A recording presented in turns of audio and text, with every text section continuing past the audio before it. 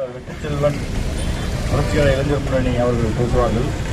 தோழருக்கு முன்பாக வேதாச்சலம் புரட்சிகர இளைஞர் முன்னணி அவர்களை பேச அழைக்கின்றோம்.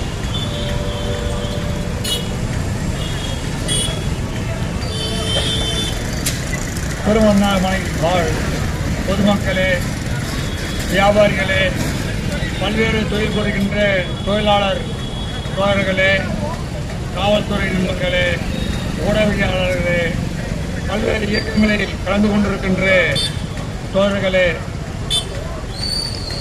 இந்த கண்டன ஆர்ப்பாட்டத்திற்கு தலைமையேற்று நடத்தி கொண்டிருக்கின்ற தோழர் உள்ளிட்ட அத்தனை பேருக்கும் இந்த மாலை நேர வணக்கத்தை உயர்த்தியாக்கிக் கொள்கின்றேன். அருமை தோழர்களே, நம் நாடு ஜனநாயக நாடு. நாம் எல்லாம் இந்திய குடியரசின் கீழ் குடிமக்களாக வாழ்ந்து கொண்டிருக்கின்றோம்.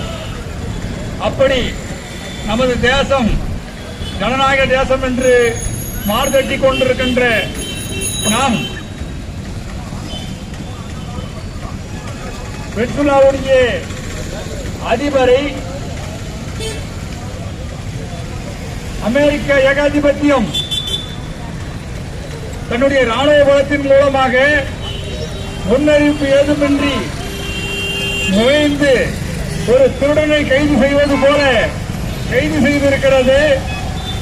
அதை இந்திய ஏகாதிபத்தியம், டெல்லி ஏகாதிபத்தியம் ஆண்டு கொண்டிருக்கின்ற மோடி சர்க்கார் இதுவரையிலும் வாய் திறக்கவில்லை என்று சொன்னால் நாம் எல்லாம் ஜனநாயக நாட்டில் தான் வாழ்கிறோமா என்பதை அருள் கொண்டு சிந்தித்து பார்க்க வேண்டும். போலியான ஜனநாயகத்தின் கீழ் இந்திய அரசு சொல்லிக் கொண்டிருக்கிறது. இது போலி ஜனநாயக நாடு என்பதை தொடர்ச்சியாக புரட்சிகர இளைஞர் முன்னணி மக்கள் மத்தியிலே அம்பலப்படுத்திக் கொண்டு வருகிறோம். அருமை தோழர்களே, இது ஏதோ எங்கோ நடக்கின்ற பிரச்சனை அல்ல. ஒரு மக்களால், நாட்டுடைய மக்களால் தேர்ந்தெடுக்கப்பட்டு அதிபராக இருக்கின்ற வெனிசுலாவுடைய அதிபரை ஒரு மற்றொரு ஏகாதிபத்தியம் கைது செய்திருக்கிறது என்று சொன்னால் சாதாரணமாக கடந்துவிட முடியுமா? நமக்குள்ளே 1000 இருக்கட்டும். நம் நாட்டு பிறந்தவரை அமெரிக்கா இது போன்று செய்தால் நாம் சும்மாவே இதே போல வேடிக்கை பார்த்துக் கொண்டிருக்க முடியுமா? எங்களுக்கும் மோடிக்கும் 1000 கருத்து வேறுபாடுகள் இருக்கலாம். ஆனால் அப்படி ஒரு நிலைமை இருந்தால் முதலாக களத்திலே இறங்கி போராடுவதற்கு புரட்சிகர இளைஞர் முன்னணி தயங்காது என்பதை தெரிவித்துக் கொள்கின்றோம். தோழர்களே, வலதுசரி இடதுசரி என்று இரண்டாக இருகூறுகளாக பிளந்திருக்கிறது உலக அரசியல் அரங்கம். அதில் கம்யூனிஸ்டுகளும் உழைப்பவர்களும் உழைக்கின்ற தோழர்களுக்காக போராடுகின்ற ஜனநாயக சக்திகள் இருக்கின்ற இயக்கம் இடதுசாரி இயக்கம் என்றும் முதலாளித்துவம்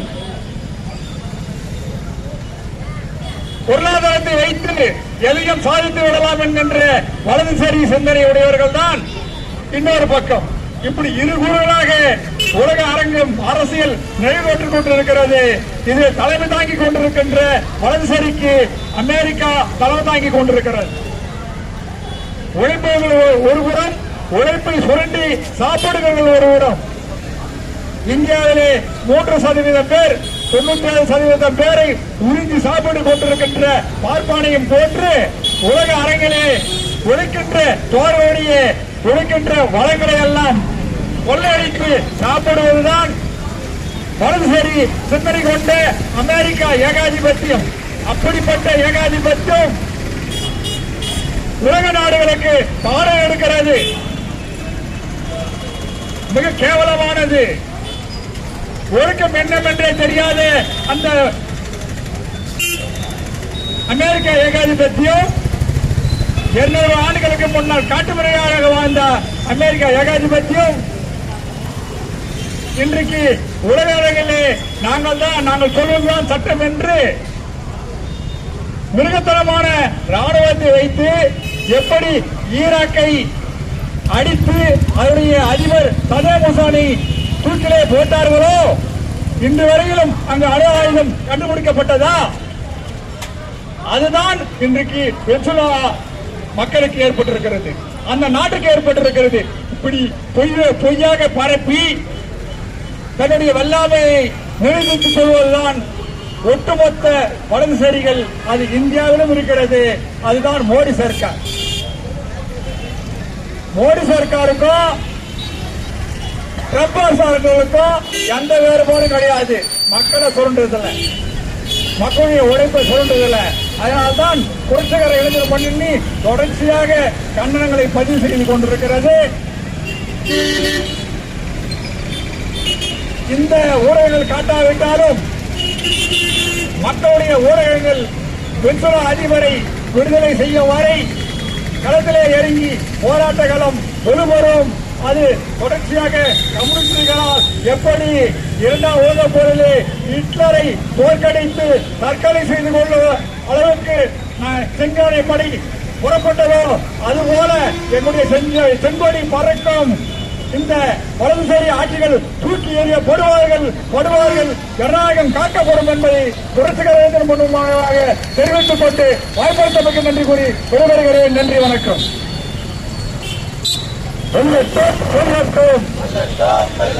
ஜனநாயக சக்திகளின் ஒன்றுபட்ட ஆர்ப்பாட்டம் வெல்லட்டும், வெல்லட்டும். விடுதலை செய் வெனிசுலா அதிபர் மடுரோவை விடுதலை செய். வெளியேறு அமெரிக்க ஏகாதிபத்தியமே, வெனிசுலாவை விட்டு வெளியேறு. அடுத்ததாக நிறைவுரையாக புரட்சிகர இளைஞர் முன்னணியைச் சேர்ந்த தோழரும் நமது இனிய தோழருமான வெற்றி செல்வன் அவர்களை பேச. உந்தன் குடும்பம், உந்தன் வாழ்க்கை, உந்தன் நலன்கள், உந்தன் வளங்கள் என்று மட்டும் வாழ்ந்து போக எண்ணி விடாதே. நீ இருந்து சென்ற கதையை மறக்க பண்ணி விடாதே. உந்தன் குடும்பம், உந்தன் வாழ்க்கை, உந்தன் நலன்கள், உந்தன் வளங்கள் என்று மட்டும் வாழ்ந்து போக எண்ணி விடாதே. நீ இருந்து சென்ற கதையை மறக்க பண்ணி விடாதே. உனக்கு மட்டும் நீ உழைத்தால் உலகம் உன்னை நினைக்குமா? உனக்கு மட்டும் நீ உழைத்தால் உலகம் உன்னை நினைக்குமா? தனக்கு மட்டும் வாழ்ந்து செத்த தனியன் வாழ்வை மதிக்குமா? உந்தன் குடும்பம், உந்தன் வாழ்க்கை, உந்தன் நலன்கள், உந்தன் வளங்கள் என்று மட்டும் வாழ்ந்து போக எண்ணி விடாதே. நீ இருந்து சென்ற கதையை மறக்க பண்ணி விடாதே. சொந்தம் பேசி சொந்தம் வளர்த்து சொத்து நிலங்கள் மனைகள் சேர்க்க, சொந்தம் பேசி சொந்தம் வளர்த்து சொத்து நிலங்கள் மனைகள் சேர்க்க என்று மட்டும் வாழ்ந்து போக எண்ணி விடாதே. நீ இறந்த பின்னும் உலகம் இருக்கும் மறந்து விடாதே. உந்தன் குடும்பம், உந்தன் வாழ்க்கை, உந்தன் நலன்கள், உந்தன் வளங்கள் என்று மட்டும் வாழ்ந்து போக எண்ணி விடாதே. நீ இருந்து சென்ற கதையை மறக்க பண்ணி விடாதே. அன்னை மொழியும் அன்னை நிலமும் அனைத்து மக்களும் வாழ நினைக்கும் உன்னை உலகம் மறப்பதில்லை, ஒதுங்கி விடாதே. அன்னை நிலமும் அன்னை மொழியும் அனைத்து மக்களும் வாழ நினைக்கும் உன்னை உலகம் மறப்பதில்லை, ஒதுங்கி விடாதே. நீ உழைக்கும் உழைப்பில் உலகம் செழிக்கும், பதுங்கி விடாதே என பாடிய பாவலரேர் ஐயா பெருஞ்சித்திரன் அவர்களின் வரிகளுக்கேற்ப இன்றைக்கு புரட்சிகர இளைஞர் முன்னணி தமிழகம் தழுவிய அளவில் ஒரு அங்கமாக திருவண்ணாமலை நகரில் வணிக பெருமக்களிடம் அமெரிக்க ஏகாதிபத்தியம் செய்கின்ற அந்த அடாவடித்தனத்தை கண்டித்து இன்னொரு நாட்டின் இறையாண்மை பெற்ற ஒரு நாட்டின் ஒரு அதிபரை நிக்கோலஸ் மதுரா என்கின்ற அந்த தோழரை கைது செய்ததற்காக இன்றைக்கு இந்த கண்டன ஆர்ப்பாட்டம் நடைபெற்றுக் கொண்டிருக்கிறது. அன்பார்ந்த வணிக பெருமக்களே, 2013ஆம் ஆண்டு முதல் நிக்கோலஸ் மதுரோ அந்த வெனிசுலா நாட்டின் அதிபராக இருந்து வருகிறார்கள். கடந்த 3 மாதங்களாக கரீபியன் தீவு, அந்த வெனிசுலாவை சுற்றி இருக்கக்கூடிய அந்த கரீபியன் கடற்கரை பகுதியில் ராணுவ தளவாடங்களை நிறுத்தி வைத்து திடீரென்று புகுந்து வெனிசுலாவின் அதிபரை, ஒரு நாட்டின் அதிபர், ஒரு இறையாண்மை பெற்ற ஒரு நாட்டின் அதிபரை, அவரது துணைவியாரை கைது செய்து அவர்கள் சிறையில் அடைத்து வைத்திருக்கிறார்கள், கடத்தி வச்சிருக்காங்க. அது கூட சிறையில கூட எங்கன்னு முதல்ல சொல்லவே இல்லை. இப்படி ஒரு அநியாயமான, ஒரு அக்கிரமமான, ஒரு உலக பேட்டை ரவுடியான அமெரிக்கா இந்த அட்டூழியத்தை செய்து இருக்கிறது. இருவரையும் கைவிலங்கு போட்டு, அவர் என்ன குற்றம் செய்தார்கள், கைவிலங்கு போட்டு அவன் சிறையில் அடைத்திருக்கிறான். இருவரையும் கைவிலங்கு போட்டு எடுத்துச் சென்று சிறையில் அடைத்திருக்கிறான். அவன் சொல்லக்கூடிய குற்றச்சாட்டு, அவர்கள் அந்த நாட்டில் போதைப் பொருள் கடத்துவதற்கு அந்த நாட்டின் அதிபரே துணை இருந்தார் என்று ஒரு பொய்யான குற்றச்சாட்டை அமெரிக்கா சொல்லுகிறது. நீ போதைப் பொருளுக்காக கைது செய்ய வேண்டும் என்று சொன்னால் யாரை கைது செய்ய வேண்டும்? இந்தியாவில் இருக்கக்கூடிய அதானியை கைது செய்ய வேண்டும். அவன்தான் போதைப் பொருளை நாடு முழுக்க பரப்பிக் கொண்டிருக்கிறான் அவனது துறைமுகத்தில். அவனைத்தானே நீ கைது செய்ய வேண்டும். ஆனால் அப்படி இருந்தால் கூட அது இந்தியாவின் இறையாண்மையை பாதிக்கும். இந்தியாவில் இருக்கக்கூடியவனை நீ கைது பண்ண முடியாது. அதை இந்திய அரசு பார்த்துக் கொள்ளும். நீ இன்னொரு நாட்டின் இறையாண்மை பெற்ற ஒரு நாட்டின் அதிபரை கைது செய்கிறாய் என்று சொன்னால் உன்னுடைய நோக்கம் உலக வரலாற்றை சற்று திரும்பி பார்த்தால் தெரியும். ஏற்கனவே தோழர்கள் சுட்டிக்காட்டதை போல ஈராக்கின் அதிபர் சதாம் ஹுசேனிடம் பேரழிவு அணு ஆயுதங்கள் இருப்பதாக சொல்லி நீ சதாம் ஹுசேனை கைது செய்து பல மாதங்களாக, ஏறக்குறைய சில ஆண்டுகளாகவே 2-3 ஆண்டுகள் அவரை சிறையில் வைத்திருந்து அதன் பிறகு தூக்கிலேற்றினார். ஆனால் அவர் உயிரோடு இருந்த காலம் உட்பட வேலாச்சலம் அவர்கள் குறிப்பிட்டது போல அவர் இறந்த பிறகும் இன்று வரை அந்த நாட்டில் பேரழிவு ஆயுதங்கள் இருப்பதை அமெரிக்காவால் உறுதி செய்யவே முடியவில்லை. இவ்வளவு பெரிய அயோக்கியத்தனம். ஆனால் சதாம் ஹுசேனை சாகடிச்சிட்டீங்க. அவர் இருந்த போதும் நீ உறுதி செய்யல. பேரழிவு அணு ஆயுதங்கள் அவர் வச்சுக்கிறாரு. இறந்த பிறகு இத்தனை ஆண்டுகள் அவர் இப்போ உறுதி செய்யலன்னு சொன்னா உலகத்தின் பேட்டை ரவுடியாக அமெரிக்கா இருக்கிறது. அதை வீழ்த்தும் வரை உலக உழைக்கும் மக்களுக்கு விடுதலை கிடையாது என்பதுதான் இதன் மூலம் நாம் பெற்றுக்கொள்ள வேண்டிய செய்தியாக இருக்கிறது. அடுத்த நாட்டின் இறையாண்மை உரிமையில் தலையிடும் அமெரிக்கா வீழ்த்தப்பட வேண்டும். அது வீழ்த்தப்பட்டால்தான் ஒட்டுமொத்த நாடுகளும் ஒரு சுதந்திரமான இறையாண்மை கொண்ட அரசுகளை நடத்த முடியும் என்பதுதான் யதார்த்தமான உண்மையாக இருக்கிறது. வெனிசுலாவிடம் இருந்து நம்முடைய இந்தியா, ரஷ்யா, கியூபா போன்ற நாடுகள் எல்லாம் கச்சா எண்ணெய், பெட்ரோலுக்கும் டீசலுக்கும் மண்ணெண்ணெய்க்கும் கச்சா எண்ணெயை, மூல எண்ணெயை, மூலப்பொருளை வாங்குகிறார்கள். அப்போ இவர்கள் உலக அளவில் பெட்ரோ டாலர் என்கின்ற ஒரு அம்சத்தை அமெரிக்கா ஏற்படுத்தி வைத்திருக்கிறது. அது என்ன பெட்ரோ டாலர்? எல்லா நாடுகளும் பெட்ரோலை வாங்க வேண்டும் என்று சொன்னால் அமெரிக்காவின் டாலர் மூலமாகத்தான் வாங்க முடியும். இந்த பெட்ரோ டாலரை அவன் உலக அளவில் ஏற்படுத்தி வைத்துக் கொண்டு இந்த டாலரின் மதிப்பை அன்றாடம் உயர்த்தி கொண்டே இருக்கிறான். இதன் மூலம் இந்தியாவின் ரூபாயின் மதிப்பும் சரி, பிற நாடுகளின் அந்தந்த நாட்டு நாணயங்களின் மதிப்பும் சரி, அன்றாடம் விலை குறைகிறது. இந்த பச்சை அயோக்கியத்தனத்தை அமெரிக்கா செய்து வருகிறது. இந்த பெட்ரோ டாலர் என்று சொல்லக்கூடிய இந்த பொருளாதார சூட்சுமத்தில் இன்றைக்கு நாடுகள் சிக்கியிருக்கிறது. இதை நன்கு உணர்ந்த சதாம் ஹுசேன் அவர்கள் அவர் ஆட்சி காலத்தில் நான் இனி யூரோவை, ஐரோப்பிய நாடுகளின் பணத்தை வைத்துதான் நான் பெட்ரோலை தருவேன் என்று சொன்னார். அதனால் அவரை படுகொலை செய்தார்கள். இன்றைக்கு வெனிசுலாவின் அதிபர் நிக்கோலஸ் மதுரோ அதே வார்த்தையை சொன்னார். நான் உன் டாலரை ஏற்றுக்கொள்ள மாட்டேன் என்று சொன்னார். எனவே அவர் படுகொலை செய்யப்பட்டிருக்கிறார்.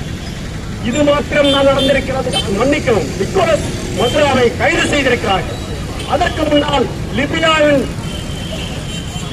கடாபியை இவர்கள் கொண்டிருக்கிறார்கள். சதாம் ஹுசேனை கொன்றதை போலவே லிபியா நாட்டின் இறையாண்மை பெற்ற ஒரு நாட்டின் அதிபரை சுமார் 40 ஆண்டுகள் ஆட்சி செய்த கடாபியை இவர்கள் படுகொலை செய்திருக்கிறார்கள். எனவே இங்கே அமெரிக்கா சீனாவிடம் பல லட்சம் கோடி டாலர்களை கடன் வாங்கி கடனில் தவிக்கக்கூடிய ஒரு பரதேசியான நாடு, ஒரு எந்த ஒரு சொந்த நாட்டு மக்களையும் காக்க வக்கற்ற நாளைக்கு சீனா வட்டியை முதலமா வச்சுக்க போறான்னு சொன்னா அமெரிக்கா திவாலாகி நடுத்தெருவுக்கு வர வேண்டிய ஒரு நாடு. ஆனால் ராணுவ வலிமையில் ரஷ்யா மிகப்பெரிய ராணுவ வலிமையை கொண்டிருக்கிறது. எனவே ரஷ்யா கிட்ட வேலையை காமிக்க மாட்டான். 140 கோடி மக்களை கொண்ட இந்தியாவிடம் அவனுடைய பொருள் எல்லாம் இந்தியாவில் விற்பனையாகிறது. இந்தியாவிடம் வேலையை காட்ட மாட்டான். சீனா ராணுவ தளவாடங்களின் டெக்னாலஜியில் உலகத்தை மிஞ்சி இருக்கிறான். மிகப்பெரிய ராணுவ வலிமை மாத்திரமல்ல, ராணுவத்தில் கூட டெக்னாலஜியிலும் அவன் மிஞ்சி இருக்கிறான். எனவே சீனாவிடம் இவன் வேலையை இவன் காட்ட மாட்டான் அமெரிக்காக்காரன். இந்த தென் அமெரிக்க நாடுகளில் எல்லாம் இவன் தனது போலித்தனமான அந்த ஆதிக்கத்தை தான் ஏதோ பெரிய வீரன் மாதிரி போயிட்டு அடுத்த நாட்டு உள் விவகாரங்களில் தலையிட்டுக் கொண்டிருக்கிறான்.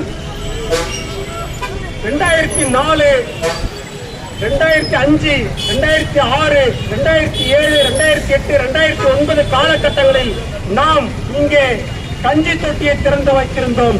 இந்தியாவில் கடுமையான உணவு பஞ்சம் ஏற்பட்டு நெசவாளிகளுக்கெல்லாம் கஞ்சி தொட்டியை ஊற்றிக் கொண்டிருந்த காலத்தில், அதே காலத்தில் 2004 முதல் 2009 வரை அமெரிக்கா கண்ணு தொட்டி திறந்தவ மறந்துவிடக் கூடாது. வரலாற்று நடந்த நிகழ்வை அமெரிக்கா பஞ்சை பராரியாகி அவன் சொந்த நாட்டு மக்களுக்கு உணவளிக்க முடியாமல் அங்கங்க ட்ரம்ல வச்சு பண்ணு கொடுத்தவன். அப்படி பண்ணு தொட்டி திறந்த அந்த பஞ்சை பராரியான வெளி தோற்றத்திற்கு ஏகாதிபத்தியமாக தன்னை போரை வேடமிட்டு காட்டிக் கொள்ளக்கூடிய அமெரிக்கா சொந்த நாட்டு மக்களை காக்க முடியாமல் அவர்களுக்கு பண்ணு கொடுத்திருந்தான். அவர்களுக்கு உணவை தர முடியாத கடும் நெருக்கடியில் இருந்த அந்த நிலைமை ஏன் வந்தது? அங்கே வீடுகளுக்கெல்லாம் அவன் அவர்களுக்கு வீட்டு கடனை வாரி வாரி அளித்தான். அந்த வீட்டு கடனுக்கு வட்டி கட்ட முடியாமல் அந்த மக்கள் பொருளாதார ரீதியாக நலிந்த போது மிகப்பெரிய ஒரு பஞ்சம் ஏற்பட்டு தன்னுடைய வீட்டுக்கு கடனை அடைக்க முடியாமல் அந்த மக்கள் தவித்த போது அவர்கள் நடுத்தருக்கு லட்சக்கணக்கான மக்கள் வந்து முதலாளித்துவம் எங்களை வாழ விடாது, அது கொல்லும், சோசலிசமே தீர்வு என்று அந்த மாபெரும் வால் ஸ்ட்ரீட் போராட்டத்தை நடத்தியவர்கள் அமெரிக்க மக்கள். இதை நாம் வரலாற்றில் இருந்து கற்றுக்கொள்ள வேண்டும், மறந்துவிடக் கூடாது. எனவே அன்பார்ந்த தோழர்களே, இந்த ட்ரம்ப் வாலண்டரியா போயிட்டு நானும் ரவுடி தான், என்ன வேத்துங்க வண்டியில சொல்ற வடிவேலு காமெடி மாதிரி எனக்கு நோபல் பரிசு கொடுங்க, நோபல் பரிசு கொடுங்கன்னு சொல்லிட்டு வாலண்டரியா போய் கேட்டுட்டு இருந்தார். ஆனால் உலக சமாதானத்திற்கான நோபல் பரிசை வெனிசுலா நாட்டின் எதிர்க்கட்சி தலைவியான ஒரு அம்மாவுக்கு உலகத்தில் உலக சமாதான அமைப்புக்கான நோபல் பரிசை அவர்கள் வழங்கினார்கள். இதன் மூலமாக அந்த அம்மாவின் வரலாறை எடுத்து பார்த்தால், நீ என் நாட்டுக்கு வா, கொள்ளையடித்துக்கொள், என் நாட்டுக்கு வா, என்னுடைய எண்ணெய் வளங்களை நீ தாராளமாக எடுத்துச் செல் என்று அமெரிக்காவிற்கு கஞ்சாடை காட்டியதற்காக அந்த வெனிசுலா நாட்டின் எதிர்க்கட்சி தலைவருக்கு அவர்கள் ஒரு உலக சமாதானத்திற்கான அந்த விருதை அளித்தார்கள். எனவே ஆனால் உண்மையில் நடந்தது என்ன? கடந்த 2013ஆம் ஆண்டு முதல் தொடர்ந்து வெனிசுலாவை ஆண்டு வரும் நிக்கோலஸ் மதுரோ அவர்கள் தெளிவாக சொன்னார்கள், என் நாட்டு பணம் தான் இங்கே செல்லுபடியாகும், நான் அமெரிக்க டாலரை ஏற்றுக்கொள்ள மாட்டேன். இப்போது கைது செய்யும் போது கூட ஒரு வீர ஆண்மகன் போல கட்டளையிட்டார் அந்த அதிபர். நான் இப்போதும் இந்த நாட்டின் அதிபர், நான் எந்த தவறும் செய்யவில்லை, அமெரிக்கா அடாவடித்தனமாக கைது செய்கிறது என்று அவர் மீடியாக்களை பேசிட்டு தான் போனார். அப்படி ஒரு நாட்டின் இறையாண்மை உரிமையை பறிக்கக்கூடிய இந்த கேவலமான வேலையை செய்யும் அமெரிக்க ஏகாதிபத்தியத்தை உலக உழைக்கும் மக்களாகிய நாம் தான் முறியடிக்க முடியும், வீழ்த்த முடியும். அந்த பாதையை நோக்கி நாம் பயணிக்க வேண்டும். உலகம் முழுக்க இன்னைக்கு என்ன பிரச்சனை? ஜனநாயக தன்மையை கேள்விக்குறியாக்கும் ஜனநாயக ரீதியான நாடுகளை ஒழித்து கட்டும் நிறவெறியிலான அரசுகளையும் இந்தியா போன்ற நாடுகளில் மதவெறியையும் இனவெறியையும் தூண்டிவிட்டு இங்கே உலகம் முழுக்க ஜனநாயகமற்ற ஒரு போக்கை அவர்கள் ஏற்படுத்திக் கொண்டிருக்கிறார்கள். உலக உழைக்கும் மக்கள் ஜனநாயகத்திற்கான போராட்டத்தில் தங்களது போராட்ட பாதையை படையணியை அணிவகுத்துக் கொண்டிருக்கிறார்கள். அணிவகுக்க வேண்டும். அதுதான் நம் ஒட்டுமொத்த மக்களையும் நிரந்தரமாக நிம்மதியாக வாழ வைக்கும் என்று கூறி நாம் இந்த ஆர்ப்பாட்டத்தின் மூலமாக ஒரே எதிரி உலகத்தில் உழைக்கும் மக்களின் ஒரே எதிரி அமெரிக்க வல்லரசே ஒரே எதிரி வீழட்டும்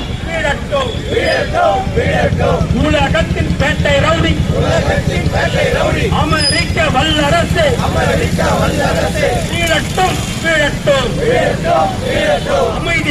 அமைதி வேண்டும் உழைக்கின்ற மக்களாகிய எங்களுக்கு அமைதி வேண்டும். ஓயாதே அபாயம் ஓயாதே. ஏகாதிபத்திய அமெரிக்கா இருக்கும் வரை போர் அபாயம் ஒருபோதும் ஓயாதே. உலகத்தில் ஓயாதே. உணர்ந்து கொள்வோம். அமெரிக்க ஏகாதிபத்திய அரசை வீழ்த்துவதற்கு ஒன்றுபடுவோம். உழைக்கும் மக்களை ஒன்றுபடுவோம். வீழட்டும் அமெரிக்க வல்லரசு வீழட்டும் விடுதலை செய். நாட்டின் அதிபர் மதுராவை அவரது துணைவியாரை உடனடியாக விடுதலை செய்.